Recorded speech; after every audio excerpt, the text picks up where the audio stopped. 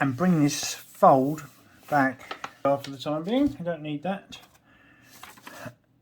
So there we have down.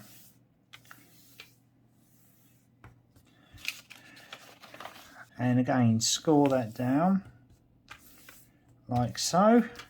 The paper round, and again bring the bottom edge now up over to the left hand side. There is a natural crease that we've already made into the paper, so it should just fold quite easily. And just put it down.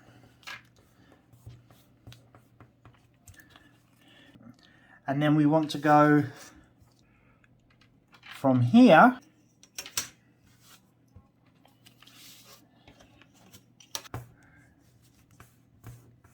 nice tight